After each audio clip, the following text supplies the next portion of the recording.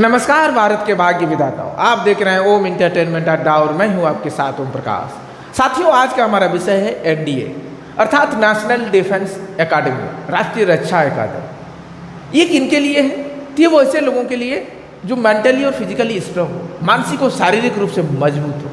ये राजाओं की क्वालिटी है, वो अदम्य साहस, वो उत्साह शक्ति जो सर झुकाने और सजा करने को तैयार नहीं, जिसके अंदर लीडरशिप स्किल हो, जिसके अंदर डिसिप्लिन हो, जिसके अंदर राष्ट्र प्रेम हो कि हम जिएंगे और मरेंगे है वतन तेरे लिए। कि जमाने भर में मिलते हैं कोई आशिक, मगर वतन से खूबसूरत कोई सनम नहीं होता। हाँ जी, क्या कि जमाने भर में मिलते हैं कोई आशिक, मगर वतन से खूबसूरत कोई सनम नहीं होता। और सोने में सिमट कर, नोटों में लिपट कर मरे हैं कोई, मगर तिरंगा से खूबसूरत कोई कफन नहीं होता। तो साथियों, ये वैसे लोगों के लिए। तो चलिए देखते हैं। तो एनडीए साथियों साल में 2 बार निकलता है।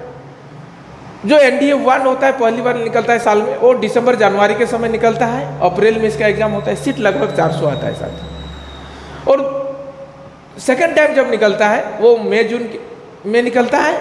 सितंबर में उसका एग्जाम होता है। सीट लगभग वही 400 के आसपास होता है साथ। तो इसके लिए एलिजिबल कौन कौन है? तो 12 पास या फिर एपीआरई।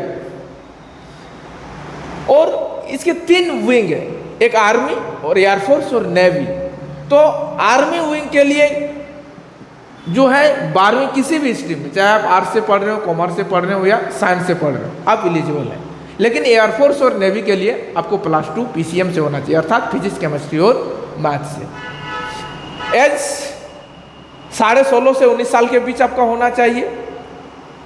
हाइट अगर बॉयज की बात करें साथियों, तो आर्मी के लिए 157 सेंटीमीटर और एयरफोर्स के लिए 162.5 सेंटीमीटर साथियों। और गर्ल्स के लिए पहले साथियों गर्ल्स को अवसर नहीं दिया जाता था, मौका नहीं दिया जाता था। लेकिन 2021 के बाद जब भारत की जो लड़कियां हैं वो भी देवी दुर्गा बन सकती हैं, वो भी जो है खूब लड़ी मर्दानी झांसी वाली रानी बन सकती है। तो लड़कियों के लिए भी अब बराबर रूप से अवसर है। तो उनके लिए हाइट कितना चाहिए? आर्मी और नेवी के लिए 152 सेंटीमीटर और एयरफोर्स के लिए 162.5 सेंटीमीटर साथियों। और क्या कंडीशन है? आपको अविवाहित होना होगा, अर्थात आप सिंगल होने चाहिए। एग्जाम फी जनरल और ओबीसी के लिए 100 रुपया रखा गया है साथियों। एसटी, एससी और गर्ल्स के लिए 0 रुपीज है साथियों। सिलेक्शन प्रोसेस जो है साथियों 3 स्टेज है इसमें। पहला रिटेन, दूसरा एसएसबी इंटरव्यू, तीसरा मेडिकल। जो रिटेन होता है 900 मार्क्स का होता है। 900 में 350 से 400 सेल्फ स्कोर होता है साथियों, लगभग 40%। तो चलिए देखते हैं आगे इसका प्रोसेस क्या है, इसका सिलेबस आगे हम लोग देखेंगे। तो पेपर 1 जो है उसमें मैथ पूछा जाता है। 11th और 12th का 90% क्वेश्चन रहता है। 10% क्वेश्चन 9th-10th लेवल का भी लगभग रहता है। तो जो बच्चे ईमानदारी पूर्वक क्लास 11th और 12th में बिना चीटिंग किए हुए 50% अर्थात 100 में से 50 मार्क्स लाते हैं, तो वो आसानी से ये मैथ वाला सेक्शन क्वालिफाई कर जाते हैं साथियों। तो 120 क्वेश्चन पूछा जाता है, एमसीक्यू बेस्ड होता है। हर एक पेपर में 2 पेपर होता है। 25% आपको मिनिमम क्वालिफाइंग है, आपको 25% लाना ही लाना है, नहीं तो फिर आप फेल हो जाएंगे, डिस्क्वालीफाई हो जाएंगे। तो 300 में आपका 25% 75 क्वेश्चन हो जाएगा, 75 मार्क्स। 1/3 आपका नेगेटिव भी है। पेपर 2 में साथियों जनरल एबिलिटी टेस्ट, इसमें भी 2 पार्ट होता है। पेपर 2 600 मार्क्स का होता है। पार्ट 1 जो होता है इसमें इंग्लिश 50 क्वेश्चन पूछा जाता है, 200 मार्क्स का।